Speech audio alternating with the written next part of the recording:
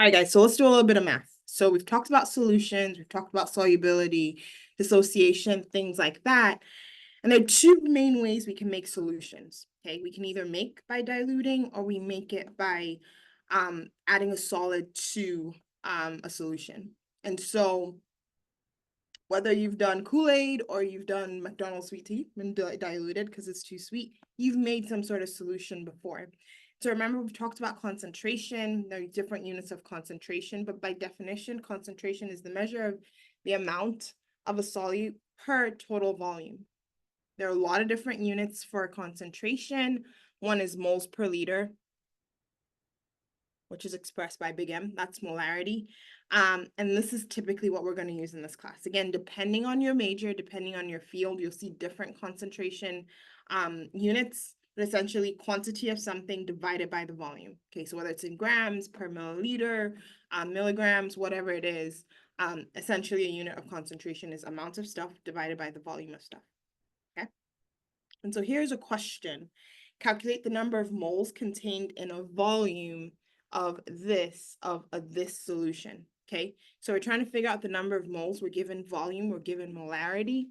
Molarity equals moles per liter. In this case, we're trying to find the volume, or we're trying to find the moles.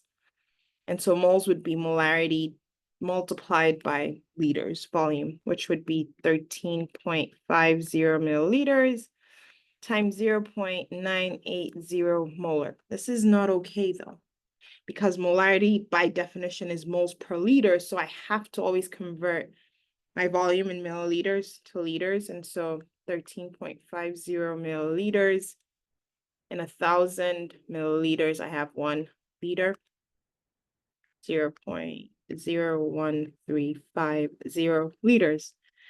And so when I go to plug this in here, volume has to be in liters, 1350 liters. And this is going to give me, if you do not convert from milliliters to liters, you're not going to get the right answer. Okay. And so this gives me 135 times 0.980.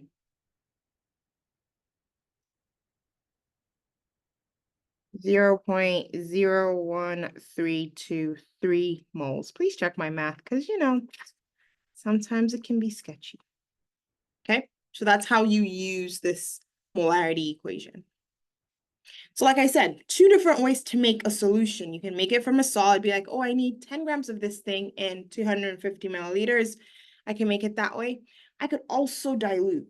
Okay, so I have a super concentrated solution. I take a little bit of the super concentrated solution, add water to wherever I need it to get to, and that's the second way I can make my solution. And based off that, there are two different ways to do the math for this. And so here's a problem. What's the molarity of a 150 milliliter solution that contains these many grams of NaOH? I'm looking for the molarity, which is moles, which is big M, which is moles per liter.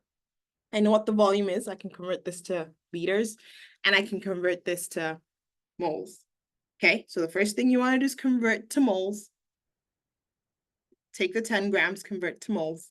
The second thing is I want to make sure that my volume is in liters, and I do that by doing my train track conversion factors to get volume in liters.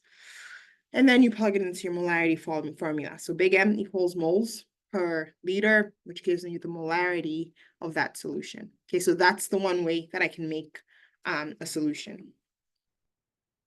The second way, so again, this is still that problem. I would go ahead and work this out to make sure that you got this. How many grams are required to make this solution with this concentration? Okay, so it's still big M equals moles per liter, but now I'm asking you for grams. And so in order to get grams, you need to figure out moles. So go ahead and work this out. When I post the slides, I will have the answers. The second way to make your solution is by dilution. Okay, so you have to have a concentrated solution. Take a little bit of that concentrated solution, add volume, certain volume of water to get to wherever you want to get to. Okay?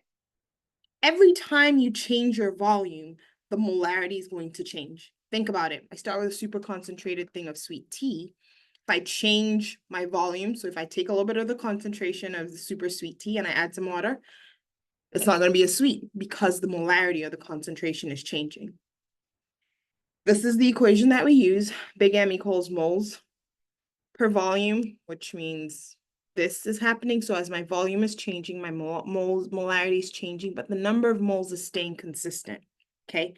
In a dilution, the number of moles stays the same, but my molarity and volume can change.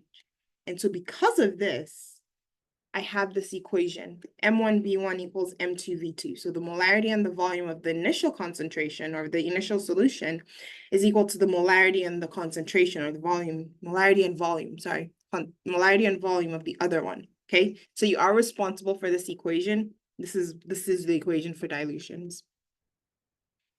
Okay, make sure that you guys are able to do this.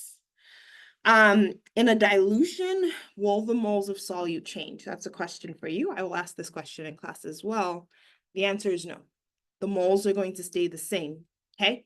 Will the molarity change? Absolutely, because the volume is changing, the molarity has to change with it for the moles to stay the same. Okay, so here's a question for you. How much of this solution is needed to make this volume of this molarity? Okay, this is what we're using. M1V1 equals M2V2. Okay, and so I don't care what you say as your 1 and your 2, just make sure that they go together. The green goes together, the blues go together. And so in this case, I'm making M1 this, M2 this, and V2, I'm looking for V1. And so I rearranged my equation to give me that, which means in order to make my solution, I need 140 milliliters of this initial concentration.